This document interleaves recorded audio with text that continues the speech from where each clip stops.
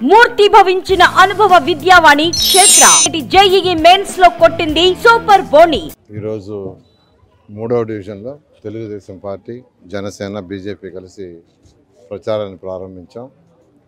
అయితే ఈ ఏరియాలో ఎక్కడైతే మేము తిరుగుతున్నామో ఆ ఏరియాల యొక్క ప్రజల యొక్క సగటు ఆదాయం చాలా తక్కువ.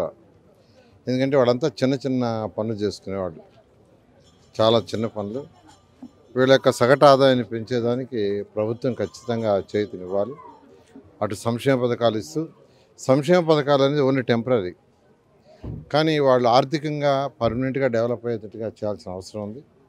అయితే 2014 నుంచి 19 దాకా నెల్లూరులో దాదాపు 28 వర్క్స్ టేకప్ చేసాం. ఒక మున్సిపల్ కార్పొరేషన్ చేయాల్సిన ఏదైతే వర్క్స్ ఉన్నాయో, రోడ్లు కావచ్చు, డ్రైన్స్ కావచ్చు, డ్రింకింగ్ వాటర్ కావచ్చు, తర్వాత వచ్చి ఎలక్ట్రిసిటీ లైన్స్ కావచ్చు, ఎల్ఈడి లైట్స్ కావచ్చు, తర్వాత టెంపుల్స్ దగ్గర ఘాట్స్ కావచ్చు, తర్వాత బారాషాహి దర్గా, షాదీ మంజల్, అదేవిధంగా మహిళల కంటే ఎక్స్క్లూజివ్గా ఒక హాస్పిటల్, గోషా హాస్పిటల్, కోనేరు దగ్గర ఆ కోనేరు మొత్తం టోటల్గా గ్రానైటైజ్ చేయటం, ఇవి కాకుండా అన్నా క్యాంటీన్స్, అది కాకుండా ఏసీ బస్ షెల్టర్స్, ఇట్లా పేదలు నిరుపేదలకు దాదాపు 47,000 హౌసెస్ని యాక్చువల్గా శాంక్షన్ చేసాం. టిట్కో హౌసెస్ బ్రహ్మాండం కట్టాం, కానీ వాటిని నాశనం చేశాం. అయితే 2014 నుంచి 19 దాకా మేము టేకప్ చేసినట్టు కొన్ని పూర్తయినాయి, కొన్ని అసంపూర్ణంగా మిగిలిపోయినాయి. ఎలక్షన్స్ వచ్చినాయి, అవి వైఎస్ఆర్సీపీ టచ్ చేయలేదు. రాగానే ఫస్ట్ వాటిని టేకప్ చేసి కంప్లీట్ చేయటం. అయితే ఈసారి ముఖ్యంగా ఎక్కువ మంది యువకులు ఎంబీఏ, ఎంసీఏ, బీటెక్, తర్వాత గ్రాడ్యుయేషన్ చదివి, బీటెక్, ఎంఎస్సీ చదివి ఖాళీగా ఉంటారు.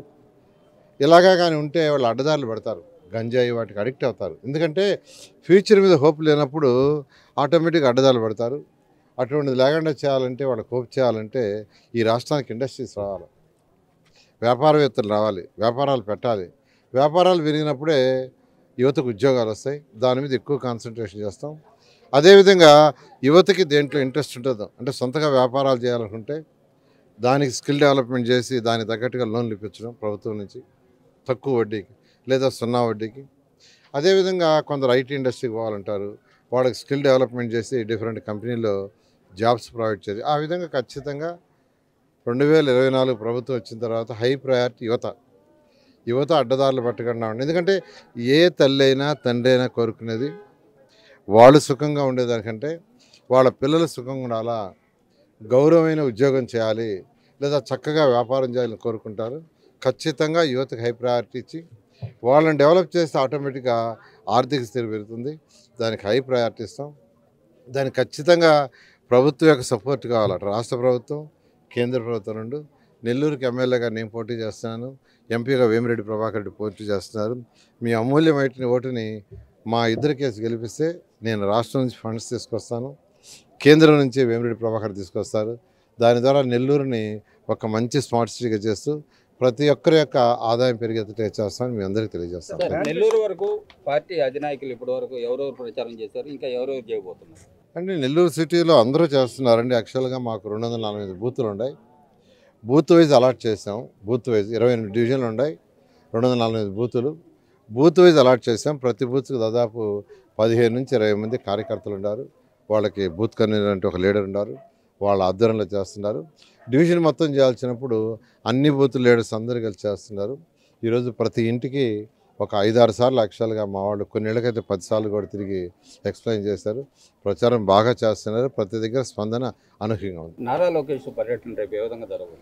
రేపు నారా లోకేష్ నెల్లూరు వస్తున్నారండి. రేపు ఈవినింగ్ 4 to 6 విఆర్ఐ స్కూల్ గ్రౌండ్లో నారా లోకేష్ యొక్క ప్రోగ్రాం పెట్టాం. దానికి ఆయన యువకులతో ఇంటరాక్షన్ అవుతారు.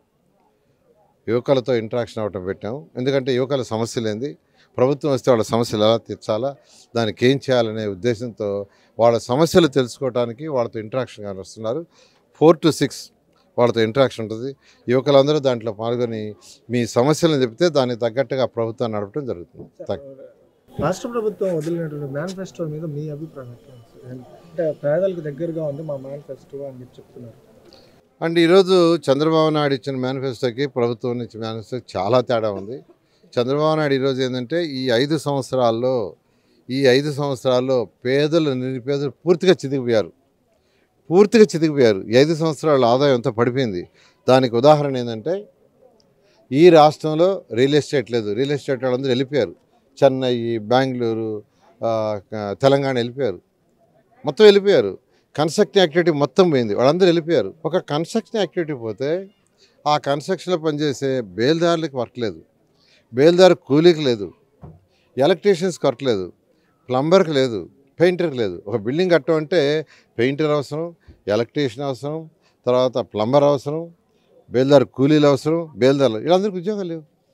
నెలలో వాళ్ళు 10 రోజులు పనిచేస్తున్నారు, 10 రోజులు 12 రోజులు. ఏమంటే అక్కడ కన్స్ట్రక్షన్ సార్, కన్స్ట్రక్షన్ అంతా హైదరాబాద్ వెళ్ళిపోయిందని. కాబట్టి వాళ్ళ ఆదాయం పడిపోయింది. ఇప్పుడు ఈ 5 సంవత్సరాల్లో పేదలు నిరుపేదల యొక్క ఆదాయం పడిపోయింది. దాన్ని లిఫ్ట్ చేయాలంటే ఖచ్చితంగా వాళ్ళకి చేతినివ్వాలి. అందుకనే నేను చెప్పాను, స్పెషల్గా వాళ్ళ ఆదాయాన్ని రైట్ చేయడానికి ఎన్ని మార్గాలను అన్వేషించి చేయడం జరుగుతుంది. Thank you. సుమన్ టీవీలో మీ పర్సనల్ అండ్ బిజినెస్ ప్రమోషన్స్ కోసం కింది నెంబర్కి కాంటాక్ట్ చేయండి.